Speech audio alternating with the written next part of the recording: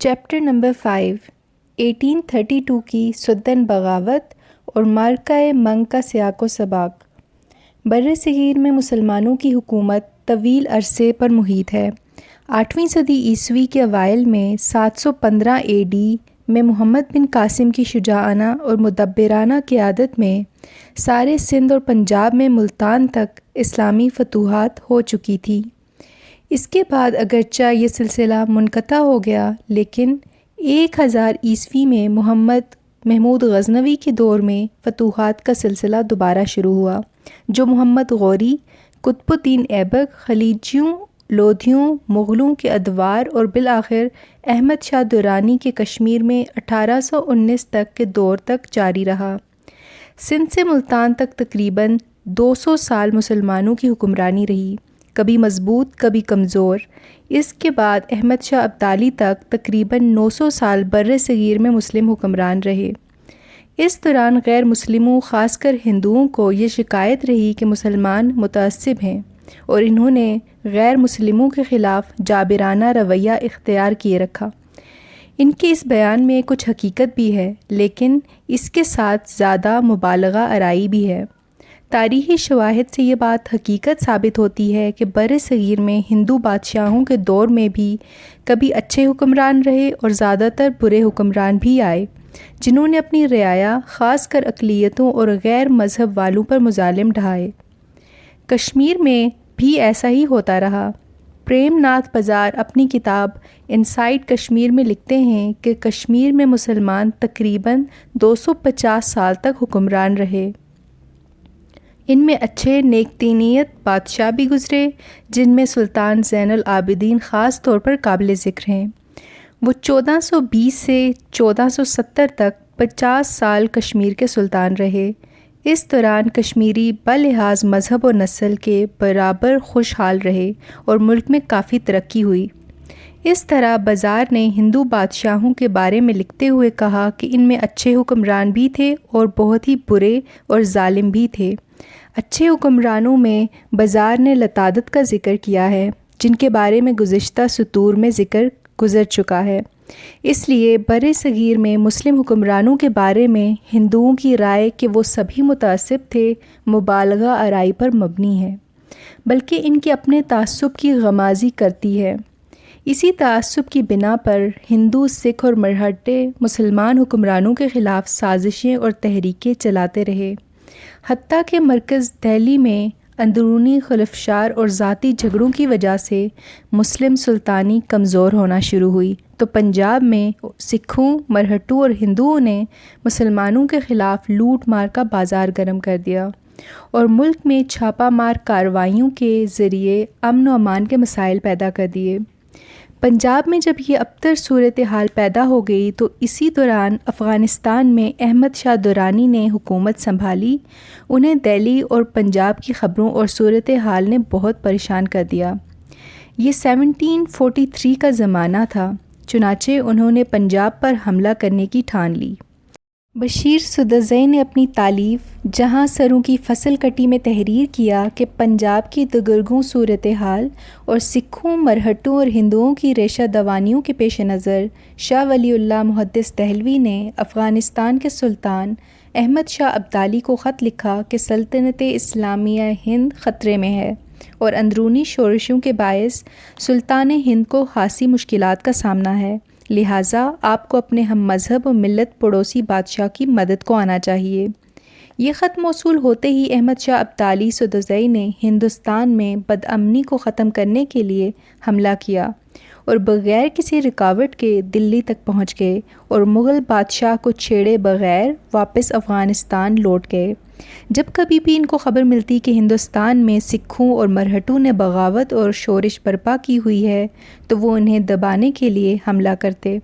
احمد شاہ ابدالی نے تیسرا حملہ 1751 میں کیا، جس میں لاہور کے ارد گرد اور مختلف علاقوں میں گھمسان کی جنگ ہوئی اور لاہور پر قبضہ کر لیا۔ اپنے بیٹے تیمور کو لاہور کا گورنر مقرر کیا اور واپس قندھار لوٹ گیا۔ سکھوں اور ہندوؤں نے احمد شاہ ابدالی کے پے در پے حملوں کی وجہ سے اپنی حکمت عملی تبدیل کی۔ جب احمد شاہ ابدالی حملہ آور ہوتا تو وہ تتر بتر ہو جاتے اور اس کے واپس افغانستان جاتے ہی لوٹ مار اور گوریلا کارروائیاں شروع کر دیتے، حتیٰ کہ انہوں نے لاہور پر قبضہ کر کے تیمور کو وہاں سے بھاگنے پر مجبور کر دیا۔ اس پر احمد شاہ سدوزئی نے پنجاب پر فیصلہ کن حملے کی تیاری کی۔ پنجاب کے مسلم نائبین نے بھی اپنی قوت یکجا کرنا شروع کی اور احمد شاہ کے لشکر جرار کی آمد پر اپنی فوجوں کو اس کے ساتھ شامل کر دیا۔ یہ 5واں حملہ تھا، تاریخی اور پرتشدد بھی۔ یہ 1761 میں کیا گیا۔ اس مرتبہ سکھوں اور مرہٹوں نے اسلامی لشکر کے خلاف دو بدو لڑائی کا فیصلہ کر لیا اور پانی پت کے مقام پر اپنی فوجیں جمع کیں، جہاں 7 جولائی 1761 کو خون ریز جنگ ہوئی، جس میں سکھوں اور مرہٹوں کو المناک شکست ہوئی اور ان کا بے پناہ جانی نقصان ہوا اور ان کی تہذیب کاریاں اور ریشہ دوانیاں ختم ہوئیں۔ پنچ کے سدوزیوں نے ہندوستان پر احمد شاہ درانی کے حملوں کے دوران افغان لشکر کے شانہ بشانہ لڑائیاں لڑیں۔ مورخین نے لکھا کہ ایشیا اور ہندوستان کی تاریخ میں اتنی خون ریز اور خوفناک جنگ کبھی نہ لڑی گئی، اور یورپی مورخین نے اسے "it was a terror of Afghan arms in India" کے الفاظ سے تعبیر کیا۔ بہاوالہ سدن قبائل، تالیف عارف سدوزئی، 49۔ مورخین نے لکھا ہے کہ اس خون ریز لڑائی میں کم و بیش 4 لاکھ مرہٹے مارے گئے۔ احمد شاہ ابدالی نے 1762 میں 6 مرتبہ ہندوستان پر حملہ کیا۔ جب سکھوں کو اس کی آمد کی خبر ہوئی تو وہ کھیتوں اور جنگلوں میں روپوش ہو گئے۔ احمد شاہ بغیر کسی مزاحمت کے لاہور پہنچ گیا، مگر اسے خبر ملی کہ سکھ کسی سیاسی یا مذہبی اجتماع کے لیے لدھیانہ میں جمع ہو رہے ہیں، چنانچہ اس نے ان پر اچانک حملہ کیا اور ان کے ان گنت سکھ مارے گئے۔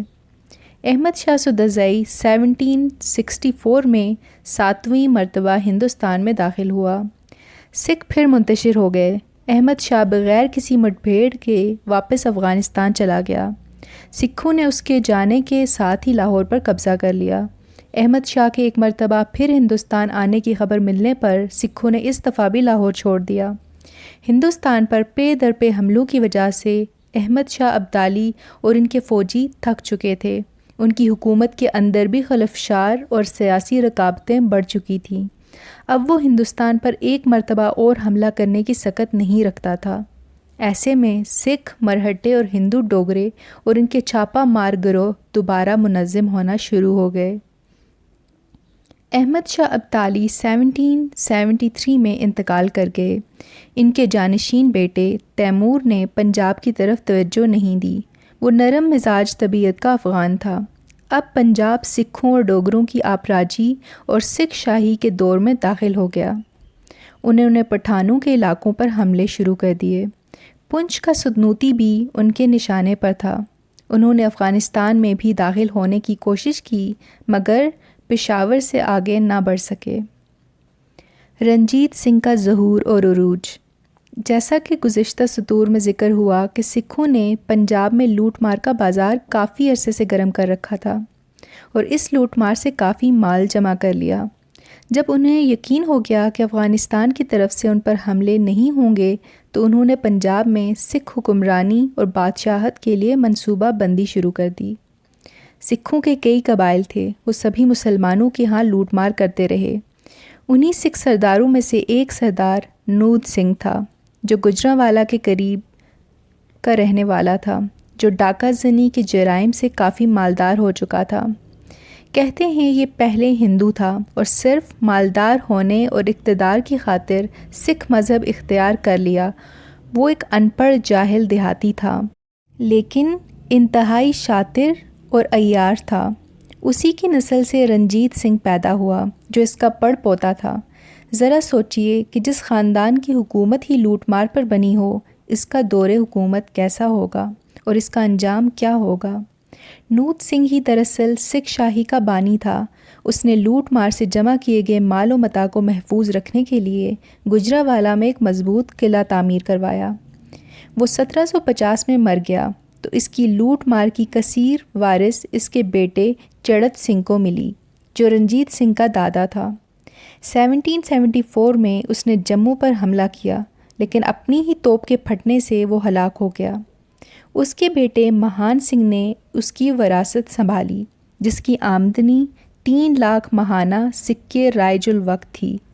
مہان سنگھ کی شادی ایک اور طاقتور سکھ سردار کی بیٹی سے ہوئی، اور اس طرح دونوں کی دولت اور طاقت جمع ہو کر ایک طاقتور قوت وجود میں آ گئی۔ جموں ان دنوں ایک امیر ترین شہر تھا۔ پنجاب کے بڑے امیر لوگوں نے سکھوں کی لوٹ مار سے بھاگ کر جموں ہی کو اپنا بسیرا بنا لیا، لیکن سکھوں نے یہاں بھی ان کا پیچھا کیا۔ جموں میں اس وقت جے سنگھ کی حکمرانی تھی، جو کافی امن پسند واقع ہوا تھا۔ مہان سنگھ نے لوٹ مار کے لیے جموں پر حملہ کر دیا۔ لڑائی ہوئی، جے سنگھ کا بیٹا مارا گیا۔ وہ ضعیفی کے عالم میں تھا، اس نے ہتھیار ڈال دیے۔ مہان سنگھ نے اپنے کانے بدشکل بیٹے رنجیت سنگھ کی شادی جے سنگھ کی پوتی مہتاب کنور سے کر دی۔ اس طرح مہان سنگھ کے پاس 3 بڑے طاقتور سرداروں کی دولت اور فوجی قوت جمع ہو گئی۔ پنجاب میں اب کسی اور کے پاس اتنی بڑی دولت اور فوج نہیں تھی جو مہان سنگھ کے پاس تھی۔ اس نے اگرچہ راجہ ہونے کا اعلان نہیں کیا، لیکن عملی طور پر وہ مغربی پنجاب کا حکمران بن گیا۔ وہ 1792 میں مر گیا۔ 1 سال بعد جے سنگھ بھی مر گیا۔ رنجیت سنگھ ابھی نابالغ تھا۔ اس کی ساس سدا کنور کافی ذہین اور چالاک خاتون تھی۔ اس نے رنجیت سنگھ کے بالغ ہونے تک 3 سال کے لیے اس طاقتور فوج کی نگرانی اور دیکھ بھال جاری رکھی۔ رنجیت سنگھ جب 15 سال کا ہوا تو 1795 میں اقتدار اسے منتقل کر دیا گیا۔ اسی دوران 1793 میں احمد شاہ سدوزئی کا پوتا اور تیمور کا بیٹا زمان شاہ افغانستان کے تخت پر بیٹھا۔ اس نے 3 سال کے عرصے میں پنجاب کو فتح کرنے کے لیے 1798 تک 3 حملے کیے، مگر اسے محسوس ہوا کہ اب پنجاب کو فتح کرنا آسان نہیں۔ اب سکھ کافی طاقتور اور متحد ہو چکے تھے۔ زمان شاہ ابھی پنجاب ہی میں تھا کہ افغانستان میں اس کے بھائی نے بغاوت کر دی۔ وہ واپس جانے لگا تو دریائے جہلم میں اس کے درجن کے قریب توپیں دلدل میں پھنس گئیں۔ رنجیت سنگھ زمان شاہ سے ملاقات کے لیے آیا۔ بات چیت کے بعد دونوں میں سمجھوتہ اس شرط پر ہو گیا کہ اگر رنجیت سنگھ بعد میں کسی وقت پھنسی ہوئی توپیں نکال کر انہیں افغانستان بھیج دے تو رنجیت سنگھ کو لاہور کا حکمران بننے کا فرمان جاری کر دیا جائے گا۔ رنجیت سنگھ نے اس موقع کو غنیمت جانا۔ اسے یقین تھا کہ اس طرح اس کی حکمرانی کو قانونی شکل مل جائے گی اور وہ لاہور اور پنجاب کے کئی سرداروں کو اپنے حق میں دستبردار ہونے کے لیے راضی کر لے گا، اور اس سے مسلمانوں کی ہمدردیاں بھی حاصل ہو جائیں گی۔ چنانچہ اس نے زمان شاہ کی دلدل میں پھنسی توپیں نکال کر افغانستان بھیج دیں۔ اس کے صلے میں قندھار سے رنجیت سنگھ کی لاہور پر عملداری کا فرمان جاری ہو گیا، اور وہ 1799 میں احمد شاہ ابدالی ہی کی نسل کے ہاتھ سے جاری ہونے والا فرمان لے کر بااختیار قانونی حکمران کے طور پر لاہور میں داخل ہو گیا۔ اس نے لاہور کے 3 حکمرانوں کو قلیل سی جاگیریں دے کر فارغ کر دیا اور خود لاہور کا بلا شرکت حکمران بن گیا، اور تھوڑے ہی عرصے میں چھوٹے چھوٹے نوابوں اور سردار حکمرانوں کو معزول کر کے سارے پنجاب پر اپنی حکمرانی کا اعلان کر دیا، اور مزید دولت جمع کرنے کے لیے کئی ٹیکسز نافذ کر دیے، جن کے رد عمل میں دریائے ستلج کے مشرق کی جانب یعنی مشرقی پنجاب کے سکھوں نے بغاوت کر دی اور دہلی جا کر ایسٹ انڈیا کمپنی سے پناہ طلب کی، جس کے نتیجے میں انگریزوں اور رنجیت سنگھ کے درمیان مذاکرات ہوئے۔ چنانچہ 1809 میں فریقین کے درمیان ایک معاہدہ طے پایا، جس کے تحت پنجاب تقسیم ہوا۔ مشرقی پنجاب انگریزوں کی عملداری میں چلا گیا اور رنجیت سنگھ کی حکمرانی مغربی پنجاب تک محدود ہو گئی۔ وہ انگریزوں کے ساتھ لڑنے کی ہمت نہیں رکھتا تھا، اگرچہ اسے صدمہ ضرور ہوا کہ سکھوں کی اصل سرزمین اس کے ہاتھ سے نکل گئی۔ وہ ایک چالاک اور اپنی بادشاہی کو وسعت دینے کا حریص تھا۔ اس نے اپنی فتوحات کا رخ مغرب اور شمال کی طرف موڑ دیا۔ مغرب میں پشتون آبادی کے علاقے اور شمال میں کشمیر کے افغان حکمران اور پنچ میں سدنوتی کے سدن افغانوں کے ہم نسل اور ہم مذہب اب رنجیت سنگھ کے نشانے پر تھے۔ سیاسی اور سفارتی حالات اس کے لیے سازگار تھے۔ افغانستان کی طرف سے مزید غزوات کے خطرات ٹل چکے تھے۔ مشرق میں انگریزوں کے ساتھ اس کا معاہدہ ہو چکا تھا۔ مشرق اور مغرب کی طرف سے اپنے آپ کو محفوظ سمجھتے ہوئے اس نے سرحد کے پشتونوں اور پنچ کے سدنوں کے خلاف یلغار کرنے کے لیے زبردست تیاریاں شروع کر دیں۔ ان لوگوں سے اسے ڈر تھا کہ یہ کسی بھی وقت اس کی بادشاہت کے لیے خطرہ بن سکتے ہیں۔ اس نے ایک باقاعدہ ریگولر فوج کی بنیاد رکھی جن کو ماہانہ تنخواہ دی جاتی تھی۔ 100 ہاتھی، 1000 گھوڑے، مع اسٹاف اس کی ذاتی سیکیورٹی کے لیے رکھے گئے۔ اس کی دیگر فوج، پیادہ، رسالے اور مسلح دستوں کے لیے تقریباً 40,000 گھوڑے تیار کیے گئے۔ رنجیت سنگھ کی اس عسکری طاقت کا کسی کے پاس کوئی جواب نہ تھا۔ قرب و جوار کا کوئی مقامی قبیلہ یا سردار اس کا مقابلہ کر نہیں سکتا تھا۔ اس کا مقابلہ اس وقت انگریز یا افغانستان کے احمد شاہ ابدالی جیسا حکمران ہی کر سکتا تھا۔ رنجیت سنگھ نے اپنی حکومت کے چند سالوں کے دوران ہی پنجاب، پشاور اور کشمیر کو فتح کر لیا۔ اگرچہ پشتون اس کی فوجوں کی مزاحمت کرتے رہے، اس دوران جن لوگوں نے اس کی مزاحمت کی ان کا بے دریغ قتل عام بھی کیا۔ خاص طور پر مسلمان اس کا نشانہ بنے۔ مہاراجہ رنجیت سنگھ نے راجوں اور مقامی سرداروں کو داخلی طور پر حکمرانی عطا کرنے کے لیے کڑی شرائط عائد کر رکھی تھیں، جن میں زمینی پیداوار پر خراج کے علاوہ مقامی سرداروں کے کسی قریبی عزیز کو لاہور میں یرغمال رکھنے کی شرط بھی شامل تھی تاکہ وہ کسی وقت بغاوت نہ کر سکیں۔ اس طرح بے شمار راجاؤں اور سرداروں کے بیٹے لاہور دربار میں بطور یرغمال رہ رہے تھے۔ انہیں بیرونی مہمانوں کی آمد پر استقبالیہ قطار میں کھڑا کیا جاتا تھا۔ یہ لوگ نہ قیدی تھے نہ آزاد۔ ان میں سے بعض باصلاحیت افراد نے شاہی دربار میں کافی ترقی بھی کی، جن میں سردار شمس خان سدوزئی بھی شامل ہیں۔ ان یرغمالوں کو بیرونی مہمانوں کے سامنے استقبال کے لیے کھڑا کر کے رنجیت سنگھ یہ ثابت کرنے کی کوشش کرتا کہ اس نے مرکز میں اپنی سلطنت کے سبھی علاقوں کو نمائندگی دے رکھی ہے، اس کا نظام جمہوری ہے اور وہ اپنے عوام کی فلاح و بہبود کے لیے ہمیشہ کوشاں ہے۔ حالانکہ یرغمال بنانے کا نظام سراسر بنیادی حقوق اور انسانیت کی تذلیل ہے اور رعایا کو دبانے کا ایک طریقہ ہے۔ کہتے ہیں مہاراجہ رنجیت سنگھ کی کابینہ میں 3 بااثر مسلمان وزیر بھی تھے جو رنجیت سنگھ کی حکومت کو اپنی فراست اور ذہانت سے سہارا دیے ہوئے تھے۔ سردار شمس خان سدوزئی بھی اپنی قابلیت اور ذہانت کی بنا پر چوتھے مسلمان وزیر کی حیثیت اختیار کر چکا تھا۔ ان وزراء میں حکیم عزیز الدین نامی وزیر سیاسی اور خارجی امور پر مامور تھا۔ انگریزوں کے ساتھ معاہدہ امرتسر اور سدنوں کے ساتھ معاہدہ امن طے کرانے میں حکیم عزیز الدین کا اہم کردار رہا ہے۔ حکیم عزیز الدین پڑھا لکھا، دانا اور زیرک سیاستدان تھا۔ گو کہ ڈوگرہ گلاب سنگھ اور دھیان سنگھ بھی سکھ دربار میں کافی بااثر تھے، لیکن رنجیت سنگھ ہمیشہ مسلم وزراء کی رائے کو اہمیت دیتا تھا۔ اس وجہ سے گلاب سنگھ ان وزراء سے بغض رکھتا تھا۔ 1818 میں جب رنجیت سنگھ نے 40,000 فوجیوں کے ساتھ سدنوتی پر حملہ کرنے کی پیش قدمی کی تو حکیم عزیز الدین ہی نے سدھن سردار شمس خان اور رنجیت سنگھ کے درمیان مذاکرات کروائے اور معاہدہ امن طے ہوا اور سدنوتی جنگ کی تباہ کاریوں سے محفوظ رہا۔ انہی مذاکرات کے نتیجے میں سردار شمس خان بطور یرغمال لاہور گئے اور مسلم وزراء کی اشیرباد سے وزارت کے درجے پر فائز ہوئے۔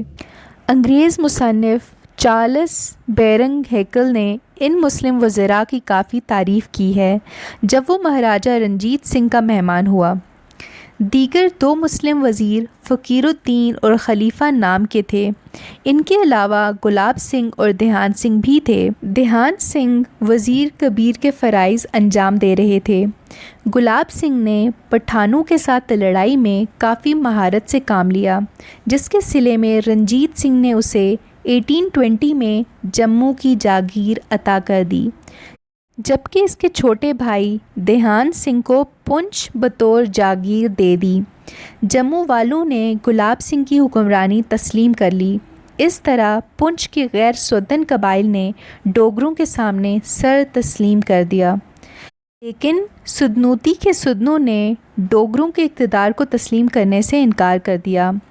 الیسٹر لیمب ایک برطانوی مورخ ہیں۔ وہ برصغیر پاک و ہند امور کے ماہر مانے جاتے ہیں۔ انہوں نے بھارت اور چین کے سرحدی تنازعات پر کتابیں لکھی ہیں۔ تنازع کشمیر پر بھی انہوں نے 2 کتابیں لکھی ہیں۔ کشمیر کے بارے میں پہلی کتاب کشمیر اے ڈسپیوٹڈ لیگیسی 1846 to 1990 کے باب پرنسلی اسٹیٹس 1846 to 47 کے صفحہ 7 پر لکھتے ہیں کہ رنجیت سنگھ نے پٹھانوں اور کشمیریوں کے ساتھ لڑائیوں اور کامیابیوں کے صلے میں مشرقی پنجاب کی کانگڑا پہاڑیوں کے ایک سورما گلاب سنگھ کو 1820 میں جموں جاگیر کے طور پر دے دیا۔ تقریباً اسی دوران رنجیت سنگھ نے پونچھ کو بطور جاگیر دھیان سنگھ کو دے دیا۔ گلاب سنگھ نے جموں پر بآسانی کنٹرول حاصل کر لیا، لیکن پونچھ میں ڈوگروں کو کنٹرول حاصل کرنے کے لیے مسلم آبادی کی طرف سے کافی مزاحمت کا سامنا کرنا پڑا، جس کے نتیجے میں بغاوتوں کو کچلنے کے لیے سکھوں اور ڈوگروں کو بھاری فوج کے ساتھ پونچھ کے سدنوتی علاقے میں لڑائیاں لڑنی پڑیں۔ قبل ازیں سکھوں نے کئی مرتبہ ڈوگروں کے ہمراہ پونچھ کو فتح کرنے کی کوشش کی، لیکن وہ اس میں کامیاب نہیں ہوئے۔ بشیر سدرزئی نے اپنی کتاب جہاں سروں کی فصل کٹی میں لکھا ہے کہ پونچھ میں شمس خان یا شمس الدین نام کی 4 شخصیات گزری ہیں: سردار شمس الدین خان چھاترا ملدیالہ، سردار شمس خان دھمنی پل، سردار شمس خان دھمن اور سردار شمس خان منگ۔ یہ وہ لوگ ہیں جنہوں نے اپنے اپنے دور میں اس وقت کے حکمرانوں سے عوامی حقوق کے حصول کی خاطر نہ صرف بغاوت کی بلکہ عوامی تحریکوں کی بنیاد رکھی اور انقلاب برپا کیے۔ ان تحریکوں سے پونچھ کے عوام کو معاشی اور معاشرتی اور سیاسی خود اختیاری حاصل ہوئی۔ سردار شمس ملدیالہ دیگوار ملدیالہ کے رہنے والے تھے۔ یہ 18ویں صدی کے پہلے نصف حصے میں پونچھ کے حکمران رہے۔ محمد دین فوک نے لکھا کہ 18ویں صدی کے ابتدائی دور میں سردار شمس الدین ملدیال پونچھ کے راجا تھے۔ جدید تحقیق کے مطابق اس ملدیال سردار نے 1736 میں جانو ملدیال کی وفات کے بعد دیگوار ملدیالہ سمیت پونچھ پر قبضہ کر لیا۔ وہ 30 سے 40 سال تک اس جاگیر پر حکمرانی کرتے رہے، لیکن 19ویں صدی کے آغاز سے قبل ہی ان کی حکمرانی ختم ہو گئی۔ تاریخی شواہد سے اندازہ ہوتا ہے کہ وہ طبی موت مرے۔ رنجیت سنگھ نے 1814 میں پونچھ شہر پر حملہ کیا۔ شہر کے قریب سدنوتی کے علاقوں میں گھمسان کی جنگ ہوئی۔ اس جنگ میں سکھوں کے خلاف سدنوتی کے سدن ہی تھے۔ اس جنگ کی تاریخ لکھنے والوں نے کہیں بھی سردار شمس الدین ملدیال کا ذکر نہیں کیا۔ نیر ندر کرشن سنہا نے اس جنگ کے بارے میں تفصیل سے روشنی ڈالی ہے۔ اس تفصیل میں شمس الدین ملدیال کا کہیں ذکر نہیں اور نہ پونچھ میں کسی مرکزی حکومت کا ذکر کیا ہے، بلکہ لکھا ہے کہ پہاڑی سرداروں نے سکھوں کا مقابلہ کیا۔ مورخین نے پہاڑی سرداروں سے مراد سدن سردار لیا ہے، جو اندرونی خود مختاری میں دیگر سب قبائل میں سب سے زیادہ نمایاں اور طاقتور تھے۔ یہ شواہد تو موجود ہیں کہ 1814 میں رنجیت سنگھ نے پونچھ شہر پر قبضہ کر لیا تھا، مگر سدنوتی پر قبضہ نہیں کر سکا تھا۔ اگر شمس الدین ملدیال اس وقت زندہ ہوتے اور پونچھ کے راجا ہوتے تو وہ سدنوں کے ساتھ مل کر سکھوں کی طرف سے پونچھ پر قبضے کی لڑائی میں ان کے خلاف ضرور مزاحمت کرتے۔ اگر ایسے ہوتا تو اس سردار کے بارے میں نریندر سینا ضرور ذکر کرتا، جس نے اس جنگ کے بارے میں چھوٹے چھوٹے واقعات ضبط تحریر میں لائے ہیں اور لکھا ہے کہ رنجیت سنگھ کی فوجیں پونچھ شہر پر قبضے کے بعد آگے بڑھیں، مگر پہاڑی سدن سرداروں کے ساتھ جنگ کے نتیجے میں اسے منڈی کی طرف پسپا ہونا پڑا۔ منڈی پونچھ شہر کے مشرق میں ہوجگان کشمیر کا مسکن ہے، جنہوں نے بغیر کسی مزاحمت کے سکھوں کے سامنے اپنے آپ کو خم کر دیا تھا۔ الیسٹر لیمب تنازع کشمیر کے بارے میں ایک دوسری کتاب برتھ آف اے ٹریجڈی کے باب دا پونچھ ریوولٹ اوریجنز ٹو 24 اکتوبر 1947 کے صفحہ 55 پر لکھتے ہیں کہ پونچھ دھیان سنگھ کی جاگیر تھی، لیکن وہ اپنی جاگیر میں آنے کے بجائے سکھ دربار لاہور ہی میں رنجیت سنگھ کے سینئر وزیر کی حیثیت سے فرائض انجام دیتے رہے۔ انہوں نے پونچھ سدنوتی امور کے سینئر مشیر وزیر سردار شمس خان کو پونچھ کا گورنر بنا کر بھیجا۔ شمس خان نے ایک روایت کے مطابق 1829 میں اور دوسری روایت کے مطابق 1830 میں پونچھ کی گورنری کے منصب سے استعفیٰ دے دیا اور سدنوں کے دیگر سرداروں کے ساتھ مل کر ڈوگروں کے خلاف صف آرا ہو گئے۔ تاریخی شواہد سے یہ پتہ چلتا ہے کہ اس زمانے میں گلاب سنگھ نے سکھوں کی مدد سے سدنوتی کو زیر نگیں کرنے کے لیے مکمل منصوبہ بندی کر لی تھی۔ رنجیت سنگھ نے 1819 میں گلاب سنگھ کے زیر کمان فوج بھیج کر افغانوں سے کشمیر چھین لیا تھا۔ کشمیری مورخ پریم ناتھ بزار نے اپنی تالیف انسائڈ کشمیر کے باب اے گلمپس آف پاسٹ ہسٹری کے صفحہ 14 پر لکھا ہے کہ 1819 میں کشمیری پنڈتوں کا ایک وفد پنڈت بیربل دھر کی قیادت میں مہاراجہ رنجیت سنگھ کے دربار گیا اور اسے افغان حکمرانوں سے جان چھڑانے کے لیے کشمیر پر حملہ کرنے کی دعوت دی۔ رنجیت سنگھ نے اس موقع کو غنیمت جانا۔ وہ کشمیر کو فتح کرنے کی خواہش مدت سے دل میں لگائے بیٹھا تھا۔ اس نے 1814 میں بھی کشمیر پر حملہ کیا تھا، لیکن اس دفعہ اس سے شکست ہوئی تھی۔ اب کشمیری پنڈتوں کی دعوت پر اس نے راجہ گلاب سنگھ کی زیر کمان ایک بھاری لشکر کشمیر روانہ کیا۔ پہلی جنگ 1814 میں شوپیاں میں ہوئی تھی۔ اب کی بار یہ جنگ سری نگر میں ہوئی، جس میں پنڈتوں نے افغانوں کے خلاف جاسوسی کرتے ہوئے گلاب سنگھ اور سکھوں کی مدد کی۔ چنانچہ کشمیر پر افغانوں کا 70 سالہ دور ختم ہو گیا۔ ان حالات کے پیش نظر جبکہ کشمیر میں بھی سکھوں، ڈوگروں اور پنڈتوں کی حکومت قائم ہو چکی تھی اور پونچھ شہر اور اس کے شمال اور مشرق کے علاقے بھی سکھوں اور ڈوگروں کے زیر تسلط آ گئے تھے، صرف پونچھ کا مغربی علاقہ سدنوتی اور باغ ہی ان کے قبضے سے آزاد تھے۔ سردار شمس خان نے سمجھا کہ ڈوگرے اور سکھ سدنوتی پر یلغار کرنے والے ہیں، تو انہوں نے پونچھ کی گورنری چھوڑ کر اپنے قبیلے کی آزادی کے لیے لڑنے کو ترجیح دی۔ وہ ایک حریت پسند سردار تھے۔ انہوں نے قبل ازیں بھی سدنوتی کی خاطر اپنے آپ کو یرغمال بنا رکھا تھا اور سکھوں کے حملے کو روکنے کے لیے رنجیت سنگھ سے مذاکرات کر کے معاہدہ امن طے کیا تھا۔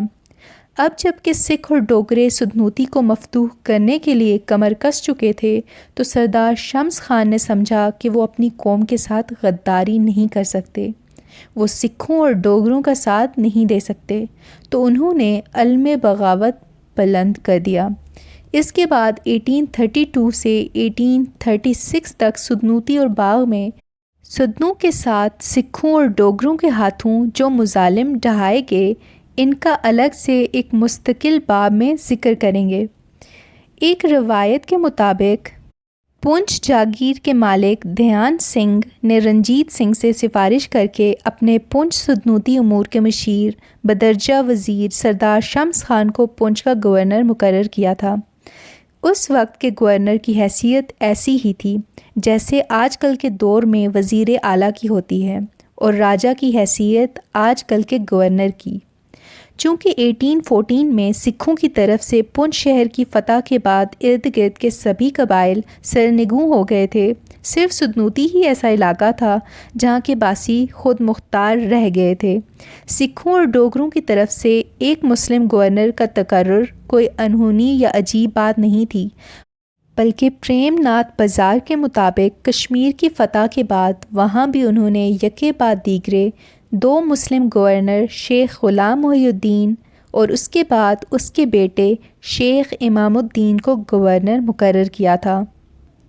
Inside Kashmir chapter A glimpse of past history page 15 by Prem Nath Bazaz, جس سے اندازہ ہوتا ہے کہ رنجیت سنگھ کو حکمرانی کے گر آتے تھے کہ مسلم آبادی پر مسلم گورنر ہی مقرر کرنا بہترین حکمت عملی ہے، اس لیے سردار شمس خان کو گورنر پونچھ مقرر کرنا، اور وہ بھی سکھوں اور ڈوگروں کی طرف سے، کوئی عجیب بات نہیں تھی، خاص کر ان کا ایسے قبیلے سے تعلق کے بنا پر جو ابھی تک سرنگوں نہیں ہوا تھا۔ ممکن ہے رنجیت سنگھ نے اس غرض کے لیے انہیں گورنر مقرر کیا ہو کہ وہ سدنوتی کو زیر نگی لانے کے لیے مفید ثابت ہوگا۔ اس لیے قیاس کیا جا سکتا ہے کہ اگر یہ وہ شمس خان ہیں جن کا لاہور سے تقرر ہوا تھا تو وہ پتن شیر خان منگ کے رہنے والے تھے، جنہوں نے 1818 میں رنجیت سنگھ کے ساتھ سدنوتی پر حملہ نہ کرنے کی خاطر ٹائیں پانا کے قریب مذاکرات کیے تھے، اس سے معاہدہ امن طے کیا تھا، اور اپنے آپ کو انہوں نے ضمانت کے طور پر بحیثیت یرغمال رنجیت سنگھ کو پیش کیا تھا، جو اسے لاہور لے گئے، جہاں اس نے ترقی کر کے مشیر وزیر کا درجہ حاصل کر لیا تھا، اور اسے راجہ پونچھ کی اعانت کے لیے پونچھ بھیج دیا گیا۔ جیسا کہ پہلے ذکر ہو چکا ہے کہ رنجیت سنگھ نے کشمیر اور پونچھ پر پہلا حملہ 1814 میں کیا۔ پونچھ کے سدن سرداروں نے جہاں کشمیر میں افغان گورنر محمد عظیم خان کے ساتھ مل کر اس حملے کو ناکام کیا، بلکہ پونچھ میں بھی انہوں نے رنجیت سنگھ کے لشکر کو شکست فاش دی۔ کشمیر پر حملے کی کمان رنجیت سنگھ کے جرنیل رام دیال کے ہاتھ میں تھی، جبکہ پونچھ پر حملے کی قیادت خود رنجیت سنگھ کا رہا تھا، جس سے اندازہ ہوتا ہے کہ پونچھ کے سدنوتی علاقے کو فتح کرنے کی اس کے نزدیک کتنی اہمیت تھی۔ نریندر کرشن سنہا نے اپنی کتاب رنجیت سنگھ میں اس جنگ کی تفصیلات بتاتے ہوئے لکھا کہ رنجیت سنگھ کی فوج پونچھ شہر کو فتح تو کر گئی، لیکن مہنڈر اور سدنوتی کی سرحد پر اسے سدنوں کی طرف سے زبردست مزاحمت کا سامنا کرنا پڑا۔ سدنوں نے اسے گھیرے میں لے لیا اور اسے مشرق میں منڈی کی طرف پسپا ہونا پڑا۔ سکھوں کی سرکاری گیزٹ مونوگراف کے مطابق سدنوں نے سکھ فوج سے توپیں، بندوقیں، تلواریں اور دیگر حربی سامان بڑی تعداد میں چھین لیا، اور اسے بڑا جانی اور مالی نقصان ہوا، اور وہ اس شکست کا غم دل میں چھپائے راجوری کے راستے لاہور چلا گیا۔ اس کے بعد کشمیر اور پونچھ میں اگلی جنگ کے لیے تیاریاں شروع کر دی۔ اس نے کافی تنخواہ پر نیپال کے گورکھوں کو فوج میں بھرتی کیا اور ان کی تربیت کے لیے یورپی فوجی افسران کو بھی بھاری تنخواہوں پر تعینات کیا۔ 1819 میں کشمیر پر دوسرا بڑا حملہ کرنے سے قبل رنجیت سنگھ نے 1818 میں پونچھ پر دوسرا حملہ کرنے کے لیے فیصلہ کیا۔ اس دفعہ اس نے بقول بشیر سدزئی 60,000 فوج، 150 توپوں، ہزاروں گھوڑوں اور تیر اندازوں کے ساتھ راولپنڈی کی طرف سے کوچ کیا، سدنوتی کے قریب پڑاؤ ڈالا اور سدنوں کو ڈرانا دھمکانا شروع کر دیا، جس کا مقصد بظاہر سدنوں کو مذاکرات اور مطیع فرمان کرنے پر مجبور کرنا تھا۔ چنانچہ سدنوں نے مذاکرات کرنا مناسب سمجھا۔ رنجیت سنگھ نے اپنے خارجہ امور کے وزیر حکیم عزیز الدین کو سدن سردار شمس خان کے ساتھ مذاکرات کے لیے بھیجا۔ یہ مذاکرات پتن کے قریب ٹائیں پانا میں ہوئے۔ یہ جگہ دریائے جہلم کو عبور کرنے کا مقام تھا۔ ان مذاکرات کے نتیجے میں معاہدہ امن طے پا گیا، لیکن سکھوں کی اس شرط پر کہ سردار شمس خان سدنوں کی طرف سے بغاوت نہ کرنے کی ضمانت کے لیے اپنے آپ کو بطور یرغمال لاہور دربار آ جائیں۔ یرغمال بنانے کی پالیسی دیگر قبائل کے نوابوں اور سرداروں کے لیے بھی نافذ العمل تھی تاکہ اس کی حکومت کے خلاف بغاوت نہ ہو۔ اس طرح سردار شمس خان بطور یرغمال لاہور دربار چلے گئے۔ سدنوتی کے خلاف سکھوں کی یلغار کا خطرہ فی الحال ٹل گیا۔ لاہور دربار میں سردار شمس خان نے اپنی ذہانت اور فراست کی بنا پر دیہان سنگھ وزیر کبیر رنجیت سنگھ کے ہاں مشیر وزیر برائے امور پونچھ کا منصب حاصل کر لیا اور انہیں گورنر بنا کر پونچھ بھی بھیج دیا گیا۔ لیکن یہ بات اور شمس خان کی ترقی گلاب سنگھ کو ایک آنکھ نہ بھائی۔ اس نے شمس خان کے خلاف سازشیں کرنا شروع کر دیں، لیکن اسے پختونخوا میں پٹھانوں خاص کر یوسف زیوں کی بغاوت کو کچلنے کے لیے بھیج دیا گیا۔ اسی دوران چند سالوں کے وقفے میں ڈوگروں نے سدنوتی میں باقاعدہ نگرانی کی چوکیاں قائم کر لیں۔ منگ اور پلندری میں بارل کے مقام پر قلعے تعمیر کر دیے۔ سرحد میں پختونوں اور سدنوتی میں مورچہ بندی کی ساری معلومات سردار شمس خان کو ملتی رہی۔ وہ آنے والے خطرات اور حالات کو خوب سمجھتے تھے۔ انہیں یقین ہو گیا کہ گلاب سنگھ رنجیت سنگھ کو اس کے خلاف اکسانے میں کامیاب ہو جائے گا اور وہ سدنوں کے ہاتھوں گزشتہ شکستوں کا ضرور بدلہ لیں گے۔ لیکن وہ مناسب وقت کا انتظار کر رہے تھے۔ انہوں نے سدنوتی میں اپنے مختلف سرداروں سے صلاح مشورہ جاری رکھا۔ اس وقت لاہور دربار اور ڈوگرا برادری کی ساری توجہ پشاور پر تھی، جہاں سکھوں کو عارضی شکست بھی ہوئی اور گلاب سنگھ زخمی بھی ہوا۔ اسی دوران لاہور سرکار اور گلاب سنگھ کو اطلاع ملی کہ پونچھ میں سدنوتی کے سدن بغاوت پر اتر آئے ہیں اور انہوں نے سدنوتی میں ڈوگرا چوکیوں اور قلعوں پر حملے شروع کر دیے ہیں۔ منگ میں ڈوگروں کے 300 سپاہیوں کی چھاؤنی پر حملہ کر کے ان کے تھانے دار چین سنگھ کو گرفتار کر لیا ہے۔ اسی دوران سردار شمس خان نے پونچھ کی گورنری سے استعفیٰ دے دیا۔ وہاں قلعے میں ڈوگرا فوج اور راجہ پونچھ بھی محصور ہو گئے۔ پونچھ خصوصاً سدنوتی میں ڈوگروں کی تمام پوسٹیں اور تھانے ختم کر دیے گئے۔ راجہ پونچھ نے گلاب سنگھ کو پختونخوا میں اس بغاوت کی اطلاع دی۔ دیوان کرپا رام نے گلاب نامہ میں لکھا کہ اس بغاوت کے دوران سدنوں نے شمس خان کے کہنے پر ڈوگرا فوج پر ظلم کیا۔ منگ کے چھاؤنی کمانڈر کو سپاہیوں سمیت گرفتار کر کے شمس خان کی جیل میں قید کر دیا گیا اور ان کو حرام گوشت کھانے پر مجبور کر دیا گیا۔ کرپا رام نے مزید لکھا کہ سدنوں نے بغاوت اس قدر تیز کر دی کہ گلاب سنگھ نے یوسف زیوں کے علاقے سے جموں میں اپنے بیٹے اودھم سنگھ کو حکم دیا کہ وہ لشکر لے کر پونچھ جائے اور سردار شمس خان اور اس کے خاندان کو گرفتار کر کے باغیوں کا قلعہ کما کرے۔ اودھم سنگھ کے ہمراہ 5000 فوجی تھے۔ اس نے سدنوتی پر حملہ کیا تو اسے سدنوں کی طرف سے سخت مزاحمت کا سامنا کرنا پڑا۔ اودھم سنگھ کو اپنی فوجیوں سمیت پونچھ قلعہ میں محصور ہونا پڑا۔ اس نے گلاب سنگھ سے کمک کی استدعا کی۔ گلاب سنگھ خود یوسف زیوں کے ساتھ لڑائی میں پھنسا ہوا تھا۔ رنجیت سنگھ جو خود 1814 میں سدنوں سے شکست کھا چکا تھا، گلاب سنگھ کو حکم دیا کہ وہ سرحد میں قتال بند کر کے پونچھ کی طرف روانہ ہو۔ رنجیت سنگھ نے اس کے لیے توپیں، گھوڑے، گورکھا فوج اور یورپی انگریز فوجی افسران بھیجے۔ یہ پونچھ پر سکھوں اور ڈوگروں کا تیسرا حملہ تھا، جو گلاب سنگھ کے بیٹے اودھم سنگھ کی کمان اور خود گلاب سنگھ کی نگرانی میں کیا گیا، جو بری طرح ناکام ہوا۔ اب سکھوں اور ڈوگروں نے پونچھ پر چوتھے بڑے حملے کی تیاری شروع کر دی، جس کا آغاز 1829 میں ہوا اور یہ جنگ سدنوتی کے چپے چپے پر لڑی گئی۔ یہ تقریباً 7 سال تک جاری رہی۔ سدنوتی میں سدنوں کے خلاف سکھوں اور ڈوگروں کی طرف سے مسلط کی جانے والی لڑائی کی مدت کے بارے میں مورخین کے درمیان اختلاف ہے۔ منشی محمد دین فوک نے تاریخ اقوام پنچ میں اس خونریز اور ہولناک جنگ کی مدت محض 3 مہینے بتائی ہے۔ جی سی اسمتھ کے مطابق یہ جنگ صرف 16 دن تک جاری رہی۔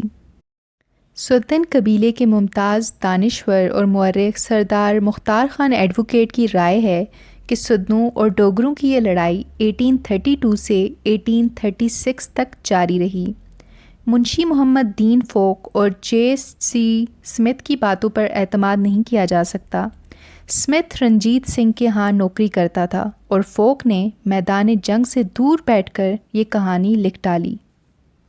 پاکستان آرمی کے ایک سابق سربراہ جنرل اسلم بیگ نے نوائے وقت میں چھپنے والے ایک مضمون میں لکھا ہے کہ یہ جنگ دراصل 1829 میں شروع ہو گئی تھی، جبکہ برطانوی مورخ السٹر لیمب نے تنازع کشمیر سے متعلق اپنی دوسری کتاب برتھ آف اے ٹریجڈی کے باب دی پنچ ریوولٹ اوریجنز ٹو 24 اکتوبر 1947 میں سدن بغاوت کا سال 1830 لکھا۔ راکم کی رائے ہے کہ یہ جنگ 1829 سے 1836 تک جاری رہی۔ یہ صرف منگ کے مقام پر ہی نہیں ہوئی تھی، منگ میں تو سب سے بڑے انسانیت سوز واقعات پیش آئے، بلکہ یہ جنگ سدنوتی کے مشرق میں واقع شہر پنچ سے شروع ہوئی، جس کی کمان گلاب سنگھ کے بیٹے ادھم سنگھ کے ہاتھ میں تھی، جبکہ مغرب کی طرف سے گلاب سنگھ نے خود 20,000 فوج کے ہمراہ ٹائیں پانا کے مقام سے دریائے جہلم کو عبور کر کے سدنوتی پر حملہ کیا۔ اس جنگ کے 2 عینی گواہ ہیں، ایک انگریز فوجی افسر اور مصنف جی کار مچل اسمتھ جو مہاراجہ رنجیت سنگھ کی فوج میں ملازم تھا۔ اس کی اس جنگ کے بارے میں تحریر سے اندازہ ہوتا ہے کہ سدنوں کے ساتھ یہ جنگ صرف منگ کے مقام پر ہی نہیں ہوئی تھی، بلکہ پنچ شہر سے لے کر سدنوتی کے آخری مقام منگ تک متعدد مقامات پر معرکے ہوئے تھے۔ اس تحریر سے یہ بھی ثابت ہوتا ہے کہ سردار شمس خان ہی اس وقت سدنوں کے واحد لیڈر تھے جن کی قیادت میں سدن لڑ رہے تھے، اور انہوں نے ادھم سنگھ کی زیر کمان 5,000 ڈوگرا فوج کو شکست دے کر اسے پنچ شہر کے قلعے تک محصور کر لیا تھا۔ اگرچہ یہ باتیں حقیقت کے قریب تر ہیں، لیکن رنجیت سنگھ کا ملازم ہونے کے ناطے اس نے بعض اعداد و شمار کو بہت گھٹا کر بیان کیا، جیسے اس نے سدنوں کی تعداد صرف 40,000 لکھی۔ اگر اس تعداد کو صحیح مان لیا جائے تو تسلیم کرنا پڑے گا کہ اس لڑائی کے نتیجے میں سبھی سدن صفحۂ ہستی سے مٹ گئے تھے۔ اس جنگ میں مردوں، عورتوں، بچوں، جوان، شہداء کی تعداد 40,000 کے لگ بھگ پہنچ جاتی ہے۔ جے سی اسمتھ نے سدنوں کے مقابلے میں ڈھونڈوں یعنی آباسیوں کی تعداد 50,000 سے 60,000 لکھی ہے، حالانکہ ڈھونڈ چھوٹے سے علاقے میں رہائش پذیر تھے، جبکہ سدن ایک وسیع و عریض خطے کے مکین تھے جن کی تعداد لاکھوں میں تھی۔ البتہ اس نے منگ کے واقعات کو ایک الگ باب میں مختصراً جو اہمیت دی ہے، اس سے سکھوں اور ڈوگروں کی سدنوں کے خلاف بربریت اور وحشیت کا بخوبی اندازہ لگایا جا سکتا ہے۔ اس جنگ کے دوسرے عینی گواہ دیوان کرپا رام ہیں۔ اس نے گلاب سنگھ کی سوانح عمری گلاب نامہ لکھی ہے، جس میں اس نے شمس خان اور سدنوں کو بہت رگیدہ ہے، لیکن ایک بات ظاہر ہے کہ وہ شمس خان کو بہت قریب سے جانتا ہے۔ وہ پنچ کے راجہ دیوان دل باغ رائے کا بیٹا تھا، جسے والی پنچ دھیان سنگھ نے پنچ کے امور چلانے کے لیے سردار شمس خان سے صلاح مشورے کے لیے پابند کیا ہوا تھا۔ کرپا رام کی تحریر سے اندازہ ہوتا ہے کہ رنجیت سنگھ کے مقابلے میں گلاب سنگھ سردار شمس خان اور سدنوں کا جانی دشمن تھا۔ وہ سدنوں کی نسل کو بالکل ختم کرنا چاہتا تھا۔ اس نے غالباً جے سی اسمتھ کے اعداد و شمار سے گلاب سنگھ سدنوتی کی جنگ کے بعد مطمئن ہو گیا تھا کہ اس نے سدنوں کو نیست و نابود کر دیا ہے اور اب ان کی طرف سے حکومت کو کوئی خطرہ لاحق نہیں۔ کرپا رام کی معلومات جے سی اسمتھ سے زیادہ تھیں۔ وہ پنچ کے حکمران ڈوگرا خاندان کا فرد تھا۔ وہ گلاب سنگھ اور اودھم سنگھ کی فوجوں کے ساتھ تھا اور سدنوں کی نسل کشی کا چشمدید گواہ تھا۔ اس لیے اس کی تحریروں پر غور کرنے کی ضرورت ہے تاکہ ان واقعات اور تشدد اور استبداد کی روشنی میں بر صغیر پاکستان اور پونچھ میں مسلم تاریخ حریت اور آزادی کے ابواب میں ان کو کماحقہ مقام دیا جا سکے۔ برطانوی مورخ الیسٹر لیم نے اپنی شہر آفاق کتاب برتھ آف اے ٹریجڈی میں جہاں اس واقعے کا ذکر کیا ہے وہاں اس باب کا عنوان ہی در پونچھ ریوولٹ اوریجنز ٹو 24 اکتوبر 1947 مقرر کیا ہے، جس سے ثابت ہوتا ہے کہ اگر یہ بغاوت نہ ہوتی تو 24 اکتوبر کو آزاد جموں و کشمیر وجود میں نہ آتا، ہندوؤں اور سکھوں کا مسلمانوں کے خلاف بربریت اور تعصب ظاہر نہیں ہوتا اور نہ ہی پاکستان وجود میں آتا۔